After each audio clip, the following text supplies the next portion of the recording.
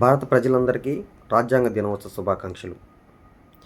భారత రాజ్యాంగం కంప్లీట్ అయ్యి ఇప్పటికి 76 సంవత్సరాలు కంప్లీట్ అయిన సందర్భంగా నేను మీ ముందుకు రావడానికి కారణం 1949 నవంబర్ 26న భారత రాజ్యాంగం కంప్లీట్ చేసుకుని పార్లమెంటు ద్వారా ప్రజలకు అంకితం చేశారు. 1950 జనవరి 26న అది అమల్లోకి వచ్చింది. ఈరోజు నవంబర్ 26 భారత రాజ్యాంగ దినోత్సవంగా ప్రభుత్వం ప్రకటించినప్పటి నుంచి మనం ఈ యొక్క దినోత్సవాన్ని జరుపుకుంటూ ఉన్నాము.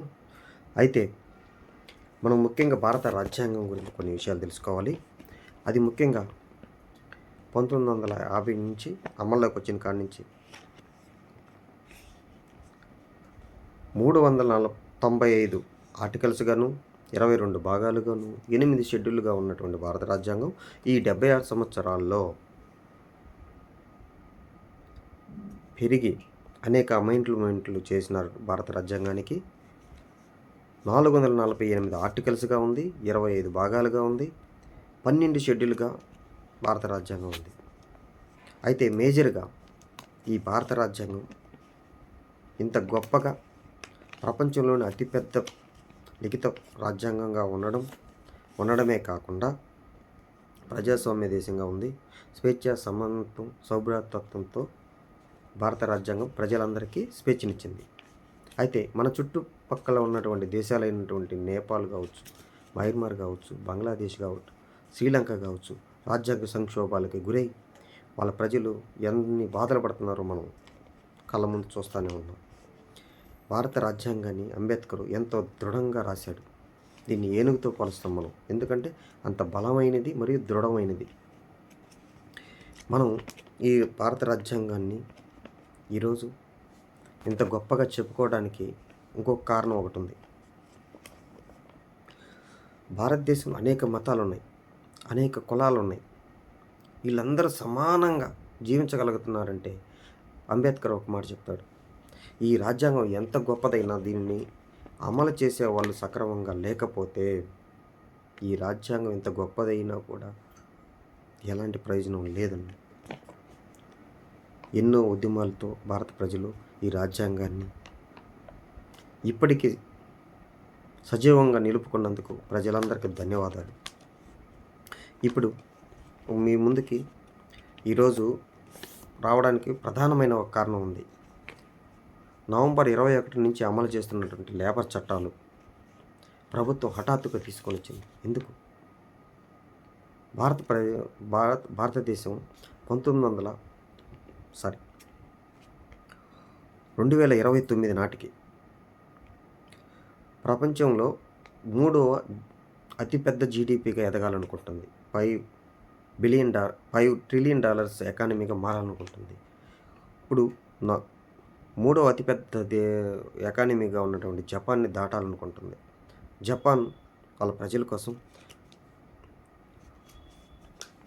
$135 బిలియన్, సుమారుగా 12 లక్షల కోట్లు మన ఎకానమీతో మన రూపీతో పోలిస్తే వాళ్ళ ప్రజలకు పంచిపెట్టాలనుకుంటుంది. దాన్ని తట్టుకుని అదే జరిగితే ప్రపంచంలో 3వ అతి పెద్ద ఆర్థిక వ్యవస్థగా ఉన్నటువంటి జపాన్ని దాటడం అంత సులభం కాదు 2029కి. దాన్ని దృష్టిలో పెట్టుకొని భారత ప్రభుత్వం లేబర్ చట్టాలని తీసుకొని వచ్చిందని నా అభిప్రాయం. ఈ లేబరు చట్టాల ద్వారా సుమారుగా 10 కోట్ల మంది ప్రజలకు మేలు జరుగుతుందని నేను అనుకుంటున్నాను. అంటే నా ఉద్దేశంలో ఈ లేబర్ చట్టాలు సక్రమంగా అమలైతే అనేక అసంఘటిత వర్గాలుగా పనిచేస్తున్నటువంటి ఎంప్లాయీస్ కావచ్చు, లేబర్ వాళ్ళు చాలా రకాల తక్కువ శాలరీతో ఇబ్బంది పడుతూ ఉన్నారు. ఈ చట్టాల ద్వారా వాళ్ళకి మంచి శాలరీస్ ఎక్కువగా రావాలని కోరుకుంటున్నాను. ఎందుకంటే వాళ్ళు అతి తక్కువ శాలరీస్, అంటే గవర్నమెంట్ ఆర్గనైజేషన్లో పనిచేస్తున్నప్పటికీ టీచర్స్గా పనిచేస్తున్నారు, స్లీపర్స్గా పనిచేస్తున్నారు, సెక్యూరిటీ గార్డ్స్గా పనిచేస్తున్నారు, పోస్టులు సెంట్రల్ గవర్నమెంట్లో పోస్ట్ ఆఫీసుల్లో పనిచేస్తున్నారు. వాళ్ళకి అతి తక్కువ జీతం, గవర్నమెంట్ శాలరీ అయినప్పటికీ వాళ్ళకి 10,000, 15,000, 20,000 లోపే ఉంది. అట్లాంటి కాంట్రాక్టుగా గవర్నమెంట్గా ఉండే వాళ్ళకి లక్షల్లో కూడా శాలరీలు ఉన్నాయి. వాళ్ళకి మధ్య ఎంతో వ్యత్యాసం ఉంది. సపోజ్గా టీచర్స్ తీసుకుంటే పార్ట్ టైం టీచర్స్ వాళ్ళకి 25,000 కాంట్రాక్ట్లో ఉంటే 45,000 ప్రభుత్వంలో ఉంటే 60,000-70,000 ఉంది. ఎంత వ్యత్యాసం ఉంది. సమాన పనికి సమాన వేతనం అయినప్పుడు, సుప్రీంకోర్టు తీర్పులు ఉన్నప్పటికీ చేసే పని ఒకటే అయినా కూడా ఇంత తేడా ఉంది. ఈ తేడాని కూడా ప్రభుత్వం దృష్టిలో పెట్టుకొని అందరికీ సరైన వేతనాలతో ఉంటే భారతదేశంలో ప్రజల్లో కొనుగోలు శక్తి పెరిగి ఈ 10 కోట్ల మందికి కొనుగోలు శక్తి పెరిగి వాళ్ళు కూడా ఆర్థికంగా డెవలప్ అయ్యి భారతదేశంలో డొమెస్టిక్ కన్జంప్షన్ బాగా పెరుగుతుంది. దాని ద్వారా జీడిపికి మంచి బూస్ట్ వచ్చి జపాన్ని 2029లోనే దాటే అవకాశం ఎక్కువగా ఉంది.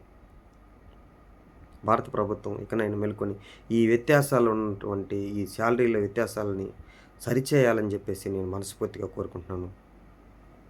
మరొకసారి భారత రాజ్యాంగ దినోత్సవ శుభాకాంక్షలు. Thank you.